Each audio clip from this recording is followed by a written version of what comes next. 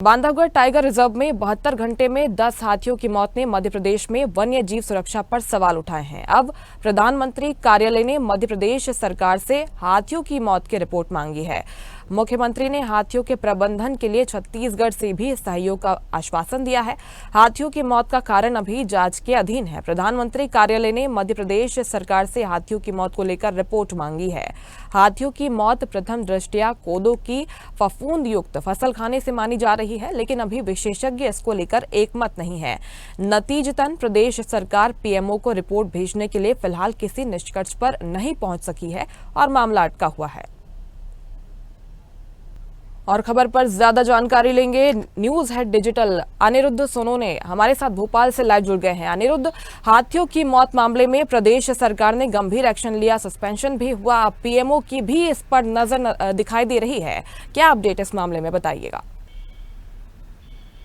देखिए, मध्य प्रदेश के बांधवगढ़ में शर्मसार करने वाली घटना में 10 हाथियों की मौत हुई थी। हालांकि राज्य सरकार ने इस पर तुरंत फैसला लिया, जांच दल बैठाई, 24 घंटे में जांच बुलवाई, लेकिन अभी भी वो जांच किसी निष्कर्ष पर नहीं पहुंची है। सरकार ने हालांकि इसमें 2 बड़े अधिकारियों को भी निलंबित किया, सस्पेंड किया, लेकिन अभी भी ये मामला पूरी तरह से स्पष्ट नहीं हो पाया है कि बांधवगढ़ में 29 अक्टूबर को 4 हाथियों की मौत हुई थी। उसके बाद ये सिलसिला बढ़ते बढ़ते 10 हाथियों की मौत तक पहुंचा और इस घटना ने न केवल देश भर में बल्कि दुनिया भर में मध्य प्रदेश का नाम खराब किया है। तो प्रधानमंत्री कार्यालय ने इसको पूरी तरह से संज्ञान में लिया है और प्रधानमंत्री कार्यालय ने हालांकि राज्य सरकार की तारीफ की कि उन्होंने जल्दी से इस पूरे मामले में एक्शन लिया, कार्रवाई की, लेकिन उन्होंने प्रधानमंत्री कार्यालय ने यहां से पूरी रिपोर्ट मंगवाई है कि किस तरह इन हाथियों की मौत हुई, बांधवगढ़ टाइगर रिजर्व में चल क्या रहा है। और देखा जाए तो 1500 किलोमीटर से ज्यादा फैले गए बांधवगढ़ टाइगर रिजर्व में 3 कोर और 4 बफर जोन आते हैं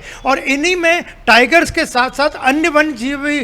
विचरण करते हैं, जिनमें हाथी भी प्रमुख रूप से। तो प्रथम दृष्टया जब हाथियों की मौत होना शुरू हुई, उसी टाइम जो शॉर्ट पीएम की रिपोर्ट्स आई थी, उनमें कोदो की फसल, जो कि वहाँ की पारंपरिक फसल है, आदिवासी इसे उगाते हैं, उसमें जहर होने के कारण इनकी मौत की बातें सामने आई, लेकिन अभी फाइनल निष्कर्ष पे न तो विशेषज्ञ पहुंचे हैं। हालांकि फसलों की और जिस स्थल पे हाथी थे वहाँ की और जहाँ उनकी मौत हुई है वहाँ की सारी रिपोर्ट्स आदि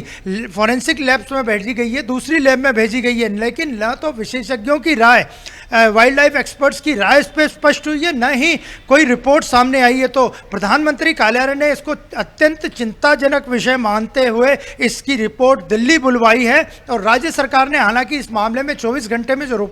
रिपोर्ट बुलवाई थी, उसमें वन राज्य मंत्री दिलीप अहिरवार खुद बांधवगढ़ टाइगर रिजर्व पहुंचे थे, उन्होंने वहां दौरा किया था। इसके बाद फील्ड डायरेक्टर गौरव चौधरी को निलंबित किया, एक और अधिकारी एससीएफ को निलंबित किया गया, लेकिन प्रधानमंत्री कार्यालय की इस मामले पे पूरी नज़र बनी है और उन्होंने राज्य सरकार से जल्द से जल्द रिपोर्ट मांगी है कि 10 हाथियों की बांधवगढ़ टाइगर रिजर्व में कैसे मौत हुई। और जहां तक सूचना मिल रही है तो ग्रामीणों से जो चर्चा की गई है उसमें यह बात सामने आई कि ग्रामीणों का कहना था कि कोदो की फसल से न तो आज तक किसी छोटे या बड़े जानवर की मौत हुई है और न ही किसी ग्रामीण की या किसी इंसान की मौत हुई है। तो कोदो की फसल पे जो सवाल खड़े हो रहे हैं उसी ग्रामीणों ने पूरी तरह नकार दिया है।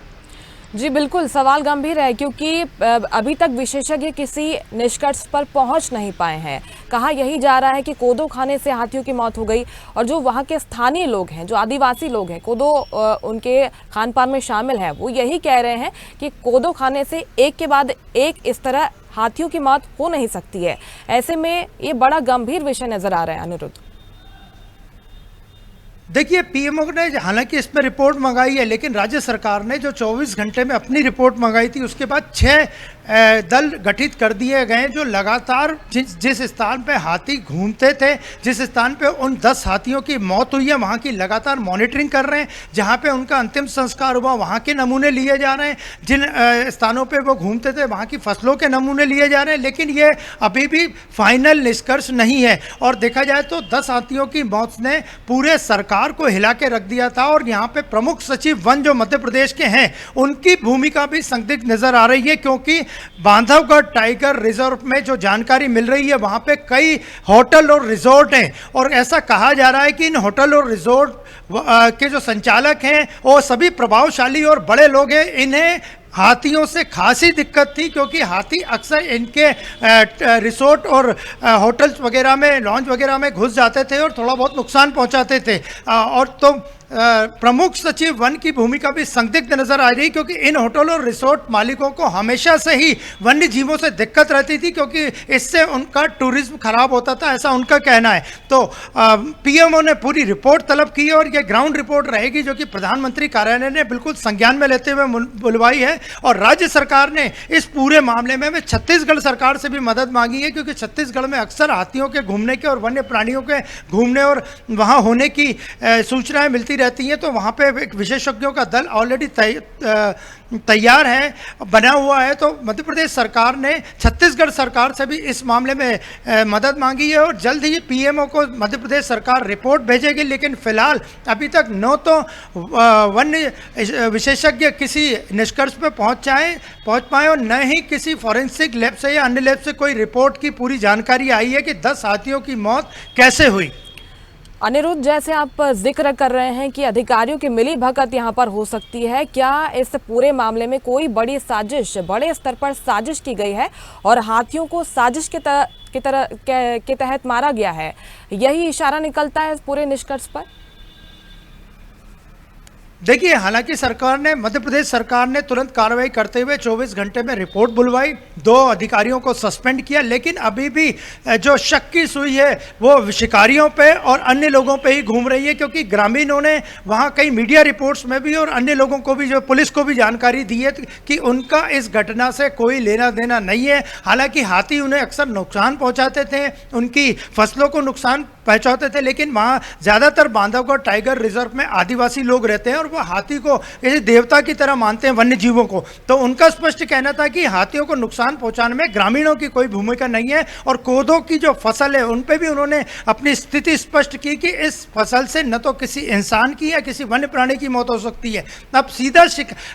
जो संदेह है वो शिकारियों पे और जो वहाँ पे बड़े बड़े टाइगर रिजर्व और होटल बने उनके संचालकों पे शक की सुई जा रही है, जिसकी पुलिस भी जांच कर रही है, अन्य एजेंसियां भी जांच कर रही हैं कि इन लोगों की या इनके कर्मचारियों की या किसी अन्य व्यक्ति की तो भूमिका नहीं है कि 10 हाथियों की मौत हुई, जिसने देश भर में बांधवगढ़ टाइगर रिजर्व का नाम खराब किया। और अब इस पूरे मामले को प्रधानमंत्री कार्यालय ने भी अपनी संज्ञान में लिया है और जल्दी मध्य प्रदेश सरकार प्रधानमंत्री कार्यालय को अपनी रिपोर्ट भेजेगी कि 10 हाथियों की मौत बांधवगढ़ टाइगर रिजर्व, जहां पे 100 से ज्यादा टाइगर रहते हैं और उसका देश भर में नहीं दुनिया भर में नाम है, वहां 10 हाथियों की मौत किस प्रकार हुई और क्यों हुई। बिल्कुल, 10 हाथियों की मौत कैसे हुई, इस पर अब पीएमओ की भी नजर है, पीएमओ भी अलर्ट है। बहुत शुक्रिया आपका अनिरुद्ध, जानकारी पहुंचाने के लिए।